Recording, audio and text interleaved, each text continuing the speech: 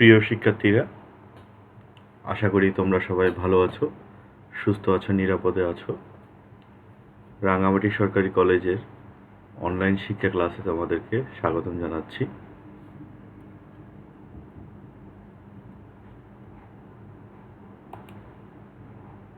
আমাদের আজকের বিষয় হচ্ছে তথ্য ও যোগাযোগ প্রযুক্তি, একাদশ ও দ্বাদশ শ্রেণী। আমরা পড়ছি চতুর্থ অধ্যায়, ওয়েব ডিজাইন পরিচিতি এবং HTML। আমি Mohammad Akramul Haque, lecturer, department of ICT, Rangamati সরকারি কলেজ। শিক্ষার্থীরা, আমরা গত কিছু ক্লাসে HTML-এ টেবিল কীভাবে ব্যবহার করতে হয়, আমরা ওয়েব পেজে কীভাবে টেবিল আউটপুট হিসেবে দেখাতে পারি তা অধ্যয়ন করছি। এই যে টেবিলের বিভিন্ন যে অংশগুলো রয়েছে, যে কলাম আড়াআড়িভাবে, রো সোজা বাঁ থেকে ডানে হরিজন্টালি, যেটাকে রো বলা হচ্ছে, এর ভিতরে যেগুলো আছে এগুলো হচ্ছে একটি সেল বলছি আমরা। এই সেল নিয়ে আজকে আমাদের একটি ক্লাস হবে, যে সেলকে আমরা কীভাবে সেল স্পেসিং বা সেল পেডিং করতে পারি।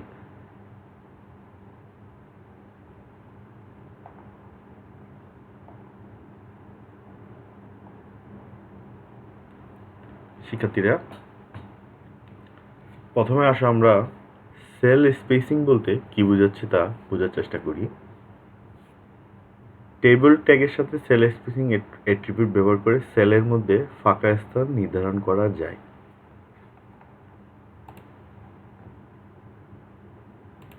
শিক্ষার্থীরা, তোমরা চিত্রটি দেখো। এই যে এটা যদি 2x2 একটি টেবিল হয়, এগুলো এক একটি সেল। এই সেলের মাঝখানে যে দূরত্ব রয়েছে তাকে বলা হচ্ছে সেল স্পেসিং। সোজা ভাষায়, প্রতিটি সেলের মাঝখানে যে দূরত্ব বর্ডার্সের সাথে এবং নিজেদের একে অপরের সাথে। তাহলে কি বোঝাচ্ছে যে সেল স্পেসিং বলতে টেবিলের দুটো সেলের মধ্যে স্পেস বা ফাঁকা অংশকে বোঝাচ্ছে। এর ডিফল্ট 2 পিক্সেল থাকে। তোমরা তোমাদের ব্যবহারকারীরা নিজেদের ইচ্ছা মতো এটি বাড়াতে কমাতে পারে। যেমন একটি উদাহরণ দেখো এখানে, এটা আমরা sell spacing equal to 10 inverted কমার ভিতরে আমরা এটা লেখার সময় এভাবে লিখব HTML কোডে। এর অর্থ হচ্ছে একটি সেল থেকে আরেকটি সেলের দূরত্ব হবে 10 পিক্সেল। এটা আমরা 5, 10, 20 আমাদের নিজেদের ইচ্ছা মতো জিনিসটাকে ব্যবহার করতে পারবো। এই যে দেখো শিক্ষার্থীরা, এটা 3x3 একটি টেবিল। এর ভিতর যদি আমরা স্পেসিং ক্রিয়েট করি তাহলে এই যে এগুলো হচ্ছে একটি সেল। আমরা যদি এটা যদি একটি টেবিল হয় তাহলে নেম, এজ, ব্রাঞ্চ এগুলো হচ্ছে আমাদের 3টা হেডিং। এটা হচ্ছে প্রথম রো। সেকেন্ড রোতে এই নেম, এজ দেওয়া আছে, ব্রাঞ্চ CSC, আবার নেম, এজ দেওয়া আছে, ব্রাঞ্চ দেওয়া আছে। এটা হচ্ছে সেকেন্ড রো, থার্ড রো। আবার এটা first column, second column, third column. এর মাঝে আমরা সেল স্পেসিংয়ের ভ্যালু দিলে এ ধরনের এই যে গ্যাপ সৃষ্টি হবে। এই গ্যাপ সৃষ্টির প্রক্রিয়াটাই হচ্ছে স্পেসিং, সেল স্পেসিং বোঝাচ্ছে আমাদেরকে। গ্যাপগুলো তোমার সেলগুলোর মাঝে আমরা দূরত্ব সৃষ্টি করছি। এটা গেল আমাদের সেল স্পেসিং। এবার আসে আমরা আরেকটা সেল সম্পর্কিত আরেকটা অ্যাট্রিবিউট, সেল প্যাডিং অ্যাট্রিবিউটটি কি একটু বোঝার চেষ্টা করি। শিক্ষার্থীরা, যেহেতু আমাদের সেল স্পেসিং এবং সেল প্যাডিং এই দুটি শব্দ HTML কোডে লেখার সময় ব্যবহার করতে হবে, তাহলে বানানটা সঠিকভাবে খেয়াল করিও কীভাবে সেল স্পেসিং এবং সেল প্যাডিং লেখা হয়। আমরা যদি সঠিকভাবে বানান না লিখি HTML কোডে তাহলে আমাদের যে আউটপুটটা দেখাবে ওটা আসবে না, আমাদের কাঙ্ক্ষিত আউটপুট আমরা পাবো না। আচ্ছা, আমরা এতক্ষণ দেখলাম সেল স্পেসিং বলতে বোঝাচ্ছে যে সেলগুলোর মধ্যবর্তী দূরত্ব। এখন সেল প্যাডিং বলতে কি বোঝাচ্ছে? এই সেল প্যাডিং অ্যাট্রিবিউট ব্যবহার করা হয় সেলের বর্ডার থেকে সেলের কন্টেন্ট অর্থাৎ লেখার মধ্যকার ফাঁকা স্থান নির্ধারণ করার জন্য। এর মানে বোঝাচ্ছে তোমাদেরকে এখানে দেখাই। এই যে দেখো শিক্ষার্থীরা, এখানে সুন্দর করে বোঝানো আছে। এটা যদি একটি সেল হয়, আমাদের 2x2 টেবিলের একটা সেল হলে মাঝখানে আমরা আমাদের ডাটাটা দিই, টেবিল ডাটার সেলের যে ডাটাটা ইনপুট করি, যে কোনো ডাটা, নাম, সংখ্যা, যে কোনো কিছু হতে পারে।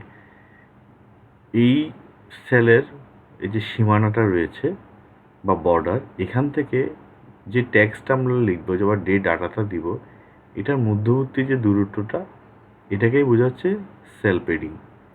আর একটু আগে আমরা যে সেল স্পেসিংটা পড়েছিলাম, সেটা হচ্ছে এই দুটো সেলের মাঝামাঝি দূরত্বকে বলা হচ্ছে সেল স্পেসিং। এই চিত্রটা দেখি আমরা।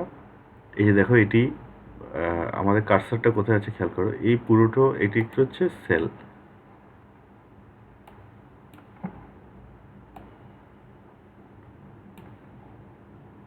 এর ভিতরে কোনো টেক্সট বা কন্টেন্ট রয়েছে। সেলের যে বর্ডারটা রয়েছে চারকোনা, এই সেলের বর্ডার থেকে যে কন্টেন্ট বা টেক্সটটা লেখা আছে, এর মধ্যবর্তী দূরত্বকে বলা হচ্ছে সেল পেডিং। আবার আশেপাশের যে সেলগুলো রয়েছে, একটি সেলের সাথে আরেকটি সেলের এবং পুরো টেবিলের যে ফ্রেমটি রয়েছে বা টেবিলের যে বর্ডারটি রয়েছে, এই যে চারকোনা, এর থেকে প্রতিটি সেলের দূরত্বকেই সেল স্পেসিং বোঝানো যাচ্ছে। এখন আমরা দুটো জিনিস জানলাম আজকে, একটি হচ্ছে সেল স্পেসিং আর একটি হচ্ছে সেল পেডিং।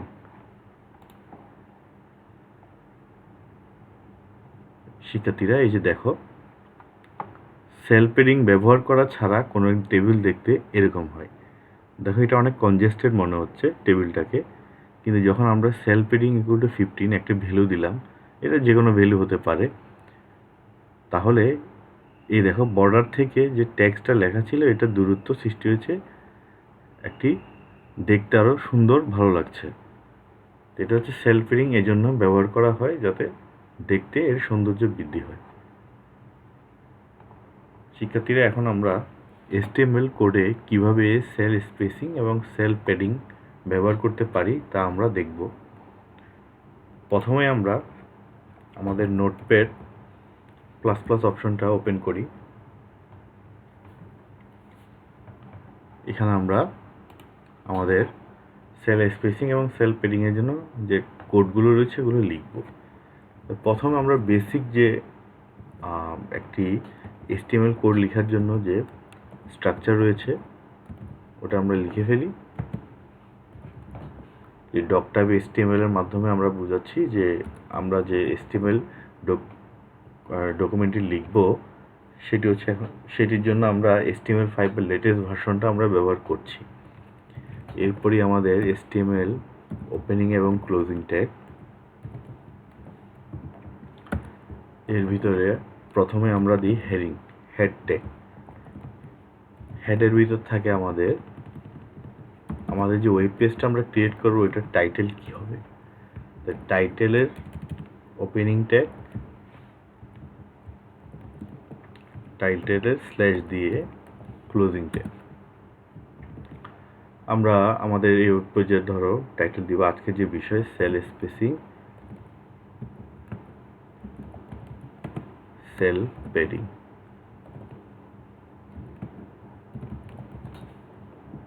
এটা আমরা লিখলাম।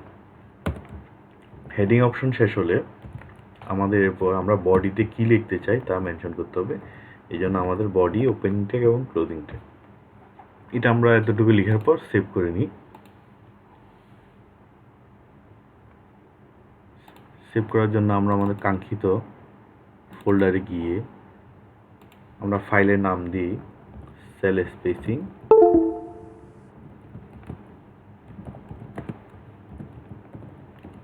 Sell padding, save S type. এটা এখন নর্মাল টেক্সট ফাইল আছে, যেহেতু আমরা HTML এর কোড করছি, তাই আমাদের সেভ এস টাইপ হবে hyper text markup language file.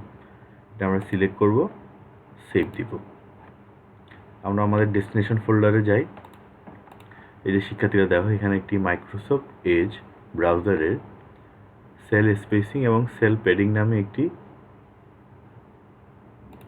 Web page create হয়েছে।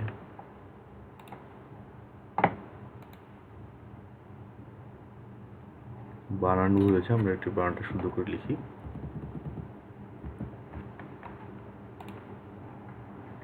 এটা যদি আমরা ডাবল ক্লিক করি, এই যে দেখো শিক্ষার্থীরা, সেল স্পেসিং এবং সেল পেয়ারিং নামে একটি ওয়েব পেজ ক্রিয়েট হয়েছে। এবার আসে আমরা আমাদের প্রথমে আমরা একটি সাধারণ বর্ডার দিয়ে একটি টেবিল বানাই, যেখানে সেল স্পেসিং আমরা উল্লেখ করব না। তাহলে প্রথমে আমরা আগে ফন্টটা সিলেক্ট করে নিই। ফন্ট সাইজ আমরা দিলাম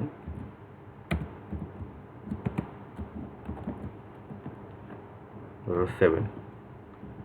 এটা আমরা স্ল্যাশ দিয়ে শেষ করে দিই।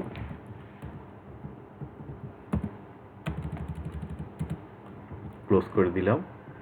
এখন আমরা টেবিল ইনক্লুড করব। টেবিল ওপেনিং এবং ক্লোজিং ট্যাগ।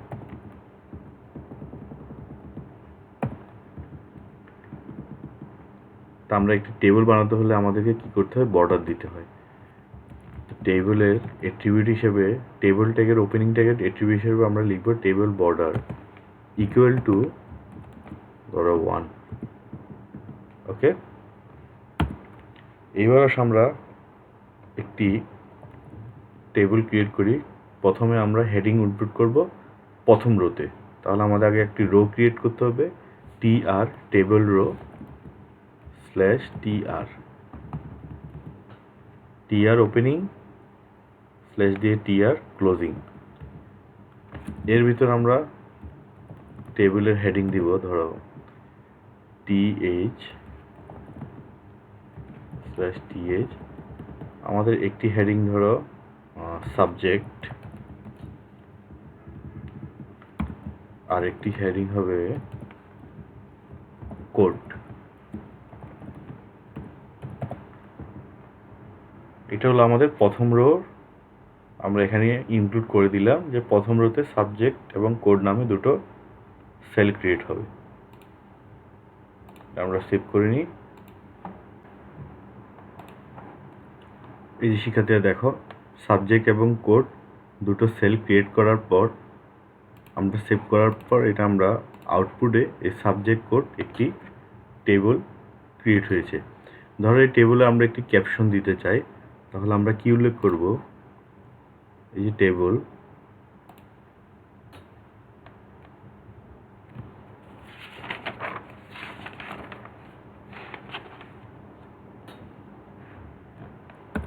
আমরা এখানে লিখব ক্যাপশন ওপেনিং এবং ক্লোজিং ট্যাগ ক্যাপশন। এই যে এখানে আমরা লিখব উইদাউট সেল স্পেসিং। এবার আসো, আমরা সাবজেক্ট কোড তো আমরা হেডিং ফার্স্ট রোটা ক্রিয়েট করলাম, হেডিং যুক্ত ফার্স্ট। এগুলো হচ্ছে সাবজেক্ট হচ্ছে একটি হেডিং, কোড হচ্ছে একটি হেডিং। এরপর আমরা এখানে আমাদের ডাটা ইনপুট করতে হবে, সেল ডাটা ক্রিয়েট করতে হবে। তাহলে আমরা এর পরের রোটা ক্রিয়েট করি। এখানে আমরা টেবিল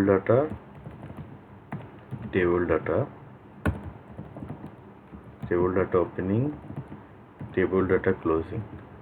তো প্রথম সাবজেক্ট আমরা কি দিব? ধরো ICT। আর দ্বিতীয়তে মেনশন করতে হবে এটার কোড কত। ধরো আমরা দিলাম 001। এটা হলো প্রথম রোর। দ্বিতীয় রোর জন্য আবার এটা হচ্ছে দ্বিতীয় রো। এখন ধরো আমরা আরেকটা ইনপুট দিতে যাচ্ছি, তাহলে আমরা একটি তৃতীয় রো ক্রিয়েট করব। তৃতীয় রোর জন্য সিমিলারলি এটা আমরা কপি পেস্ট করে নিলাম। এখানে ধরো আমরা লিখব এই প্রথম হেডিং হচ্ছে সাবজেক্ট। এখন আমরা ধরো লিখলাম ফিজিক্স, কোড দিলাম 003। এটা আমরা সেভ করে নিই, রিফ্রেশ করি। এই যে দেখো শিক্ষার্থীরা, উইদাউট সেল স্পেসিং, মানে এখানে সেল স্পেসিং আমরা ব্যবহার করিনি, এখানে একটি সাবজেক্ট কোড সহ ICT 001 ফিজিক্স 003 একটি টেবিল ক্রিয়েট হয়েছে। এইবার আসো আমরা এখন সেম যে টেবিলটা আমরা ক্রিয়েট করলাম, এই টেবিলটা এখানে আমরা সেল স্পেসিংয়ের প্রয়োগ করব। তাহলে আমরা কিভাবে করব? আসো আমরা সেম টেবিলটা পাশাপাশি যাতে কন্ট্রাস্ট দেখাতে পারি, তাই সেম টেবিলটা আমরা বানাই সিমিলারলি আবার। তাহলে এই যে টেবিল যেখানে ক্লোজ হয়েছে এবং টেবিল যেখান থেকে শুরু হয়েছে, ওপেনিং ট্যাগ এবং ক্লোজিং ট্যাগ, পুরো জিনিসটা আমরা কপি করি একবার। কপি করে এই যে টেবিল ক্লোজিং ট্যাগ যেখানে আমরা শেষ করেছি সেখানে এন্টার দিয়ে ওই জিনিসটা আবার কপি পেস্ট করে দিলাম পুরোটা। ঠিক আছে, এখন যে নতুন টেবিলটা আমরা ক্রিয়েট করব ওইটার শিরোনাম হবে, ক্যাপশন হবে উইথ সেল স্পেসিং, মানে আমরা ওখানে সেল স্পেসিং ব্যবহার করেছি। সেই সাবজেক্ট কোড ICT ফিজিক্স এগুলোই থাকবে। শুধু আমাদের যে জিনিসটা চেঞ্জ করতে হবে, যেহেতু আমরা এখন সেল স্পেসিং ব্যবহার করতে চাই, তাই আমরা sell spacing tag sell spacing attribute ব্যবহার করে এটার একটা ভ্যালু প্রয়োগ করব। সেল স্পেসিং আমরা কোথায় ব্যবহার করব? সেল স্পেসিং ব্যবহার করব আমরা এই টেবিল বর্ডার ইকুয়াল টু 1 যেখানে লিখেছি আমরা ভ্যালু, এর স্পেস দিয়ে সেল স্পেসিং, এই সেল স্পেসিং অ্যাট্রিবিউটটা আমরা মেনশন করব। এরপর স্পেস দিয়ে ইকুয়াল টু কত ভ্যালু আমরা দিতে যাচ্ছি, ধরো আমরা ভ্যালু দিব 10 দিলাম। এরপর আমরা সেভ করি, রিফ্রেশ করি। এই যে শিক্ষার্থীরা দেখো, উইথ সেল স্পেসিং নামে আরেকটি ক্যাপশনযুক্ত আরেকটি টেবিল আমরা ক্রিয়েট করেছি, যেখানে এই যে সেলগুলো আছে আলাদা আলাদা, সাবজেক্ট কোড ICT 001 ফিজিক্স 003, এদের মধ্যে এক ধরনের গ্যাপের সৃষ্টি হয়েছে বা দূরত্বের সৃষ্টি, যেখানে আমরা যেগুলোকে আমরা স্পেস ক্রিয়েট হয়েছে বলছি। এটা আমরা বোঝার সুবিধার্থে আমরা ভ্যালুটাকে আরও বাড়িয়ে দিই। ধরো আমরা সেল স্পেসিংয়ের ভ্যালু দিয়েছিলাম 10, আমরা দিই এবার 20। আমরা সেভ করি, এটা রিফ্রেশ করি। এই যে শিক্ষার্থীরা দেখো, এই যে তোমরা এখানে কম্পেয়ার করে দেখো এই টেবিলটার সাথে এই টেবিলটা, নিচের টেবিলটা, যে এক ধরনের গ্যাপের সৃষ্টি হয়েছে। এটা আমরা বোঝার সুবিধার্থে অ্যালাইন করি টেবিলটাকে, অ্যালাইন ইকুয়াল টু মাঝখানে আমরা দিব সেন্টার।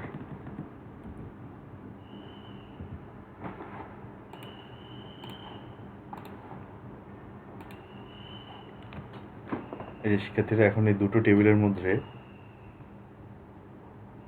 পার্থক্য করলে দেখো এখানে স্পেসিং কিভাবে ক্রিয়েট হয়েছে। তো চাইলে আমরা আরো বড় করতে পারি।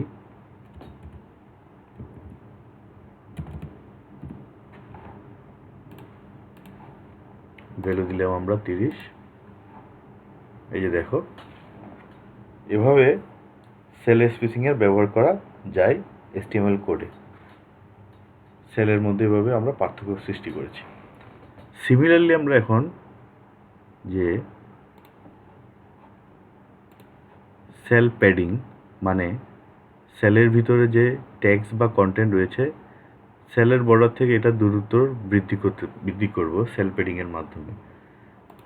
আমরা এখন আসো প্রথমে যে এটা ছিল সেল স্পেসিং, এটাকে আমরা ক্যাপশনটা সেল প্যাডিং উল্লেখ করি উইদাউট সেল প্যাডিং।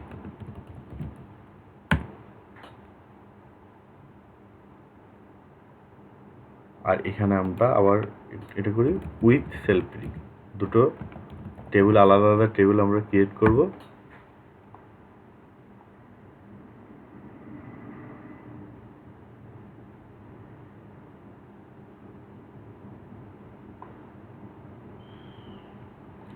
এই যে এখানে আমরা সেল স্পেসিং করার জন্য টেবিল ট্যাগের ভিতরে অ্যাট্রিবিউট হিসেবে sell spacing equal to value দিয়েছিলাম 30।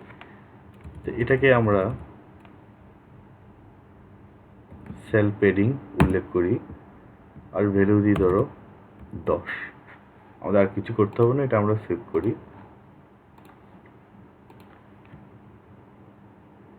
শিক্ষার্থীরা, এই যে তোমরা বামের যে টেবিলটা দেখতে পাচ্ছ বাম সাইডে উইদাউট সেল পেডিং, মানে এখানে সেল পেডিং ব্যবহার করা হয়নি।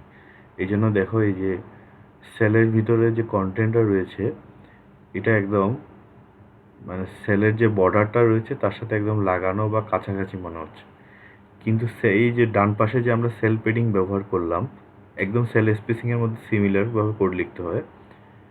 এই যে দেখো ভিতরে যে আমাদের টেক্সট বা কোড লেখাগুলো রয়েছে, যে ভ্যালু বা আমরা যা ডাটা ইনপুট দিয়েছি তার সাথে যে সেলগুলো আছে প্রতিটার সাথে সেলের বর্ডার থেকে একটু ফাঁকা ফাঁকা বা দূরত্বের সৃষ্টি হয়েছে। এটাকে আমরা ভ্যালু যত বাড়াবো তত এই দূরত্বটা আরও বেশি দৃশ্যমান হবে। ধরো সেল পেডিং ইকুয়াল টু 10 দিয়েছিলাম আমরা, এটা আমরা দিলাম 25। সেভ করে নিই, রিফ্রেশ করি। এই যে শিক্ষার্থীরা দেখো সেল পেডিং ব্যবহার করার মাধ্যমে কিভাবে একটি বর্ডারের ভিতরে যে একটি সেল রয়েছে সেলের ভিতরে যে লেখা থেকে সেলের বর্ডারে দূরত্ব আমরা সৃষ্টি করেছি, এই জন্য দেখতে বড় হচ্ছে। তো এইভাবে আমরা সেল স্পেসিং এবং সেল পেডিং ব্যবহার